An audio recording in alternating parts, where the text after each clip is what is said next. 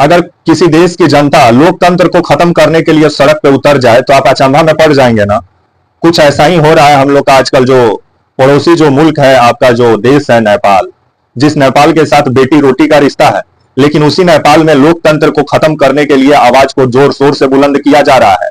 आइए पूरी खबर समझाएंगे। नेपाल में जो लोकतंत्र को खत्म करने को लेकर के आए दिन प्रदर्शन जो हो रहे हैं उसके बारे में भी चर्चा करेंगे। वीडियो को अंत तक देखिएगा तभी समझ पाएंगे।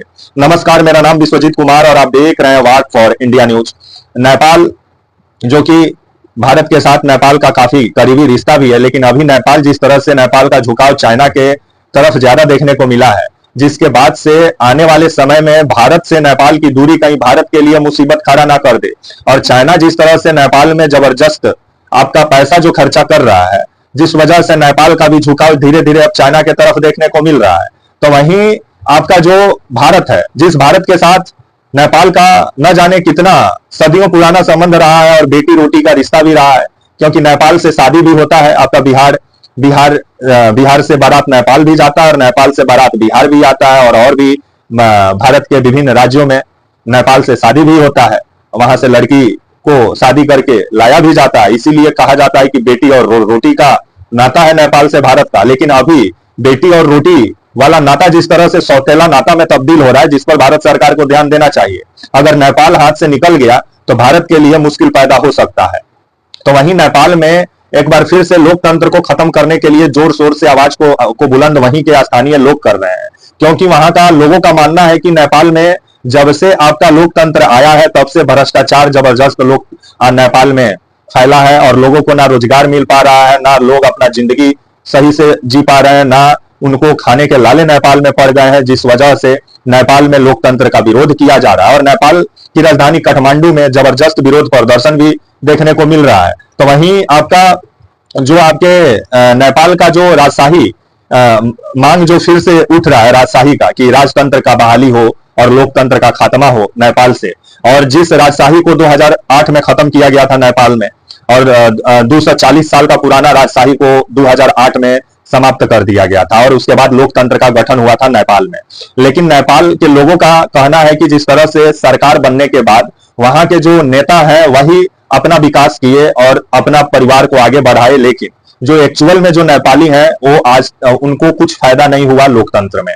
और वहां के स्थानीय लोग जो नेपाली हैं वो ये चीज से भी नाराज हैं कि जब आपका सेकुलर राष्ट्र जब नेपाल को बनाया गया 2008 में, जिसको लेकर के नेपाल में नाराजगी है, क्योंकि नेपाल में अगर आप देखिएगा तो 81% संख्या जो है वो हिंदुओं का है, जिस वजह से हिंदू राष्ट्र नेपाल को माना भी जाता है।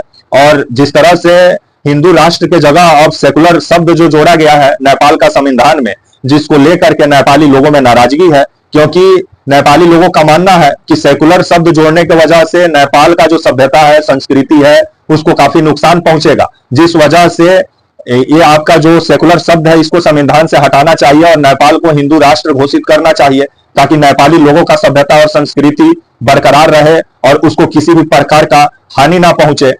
तो वहीं अब जो आपके पूर्व जो राजा रहे आपके नेपाल के, जो ज्ञानेंद्र शाह जो है, वो 19 फरवरी को एक वीडियो संदेश दिए, 19 फरवरी 2025 को, जिसके बाद नेपाल में पूरा बखेड़ा शुरू हुआ।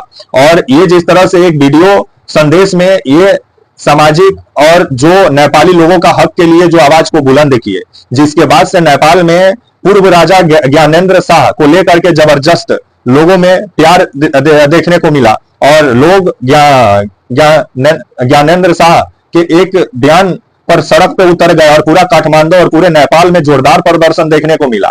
जिसके बाद से वहां के जो प्रधानमंत्री हैं अभी पी शर्मा ओली, ये प्रशासन को पूरे जिस तरह से मतलब प्रशासन को सड़क पे उतार दिए आपका नेपाली जनता के खिलाफ, जिसके बाद प्रशासन के द्वारा जो मतलब वो लाठीचार्ज नेपाल की राजधानी काठमांडू में किया गया, जिसमें आपका 112 लोग घायल हुए, एक पत्रकार का भी मौत हो गया। तो वहीं आपका 77 सुरक्षाकर्मी भी घायल हुए।